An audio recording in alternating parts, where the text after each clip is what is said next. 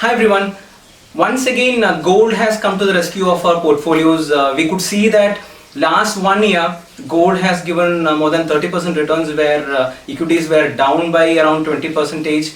Where anybody who had gold in their portfolio, not as jewelry, but as investment gold in their portfolio, they could restrict the downside. They could contain the fall to that extent. So what we generally tell clients is to have at least 20% of the portfolio in gold, in the form of any of the gold investments, not in the form of jewelry. Today I will be talking to you about sovereign gold bonds, which are the latest and the best way of investing in gold when compared to any other form of investment into gold, where it started in 2015 with the first tranche introduced by the RBI. Then now it is going through in this current financial year. The RBI is coming up with the latest tranche on Monday.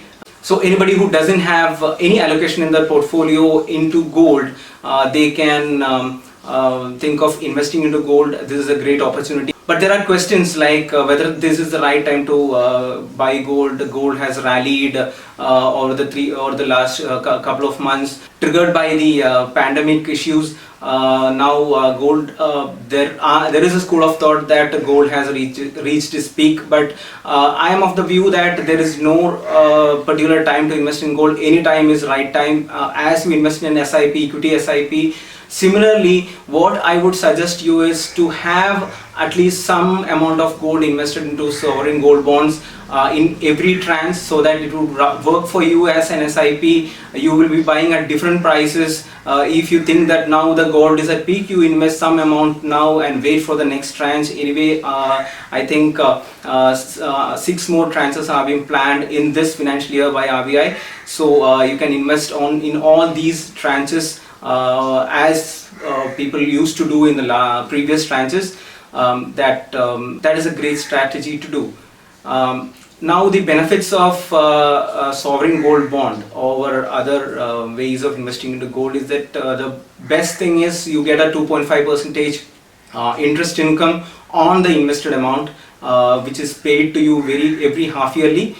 Second is the charges. It is least charged. We can say it is nil charged product, where you need not pay any charges. When, let's say, when you are buying gold as jewelry, you need to pay making charges. You have taxes on it, so you will be paying anywhere around 20% extra as margin above the gold prices, where in sovereign gold bond no charges are there, so you get the investment without any entry fee.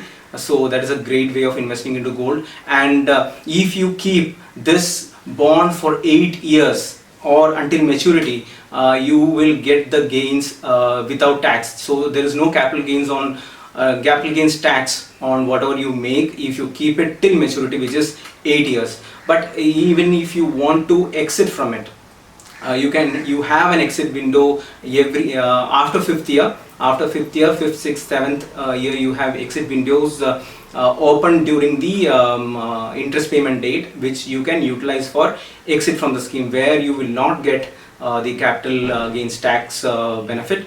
But still, if you think that the gains made are good enough, you can exit. If you want, if you have liquidity requirements, you can exit from the scheme. So this is about sovereign gold bond, where it is a great opportunity to invest in gold, and is the best way to invest in gold. And you can see whenever there is a rupee depreciation happening, whenever there is an uncertainty in the market, we could never predict such an uncertainty in the market. Nobody thought such a virus will spread across the world and will create such a panic. So uncertainty, the name itself, as you name it, risk, it is unpredictable. It can happen anytime. So you can help your portfolios from a big fall by having gold allocation in your portfolios.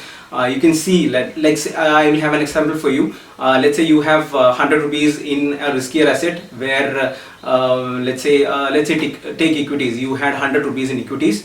Last 1 year equity has faced around 19.5% fall over the 1 year. So now your portfolio value will be 81.5.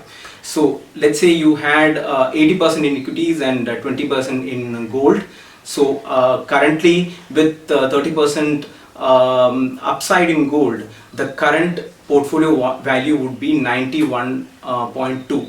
So you are losing only 10 rupees, only 9 rupees of your portfolio once given an allocation to gold. So I am not telling that gold will always help you, but in uncertainties it is proved that gold has a great role to play. Every time when equities were down, there were uncertainties in the market, gold has outperformed and given great cushion to the portfolio. So please invest in sovereign gold bond. Don't look at the prices, but it will help you to hedge your uncertainties. It will help you to safeguard your portfolios against big shocks. Happy investing.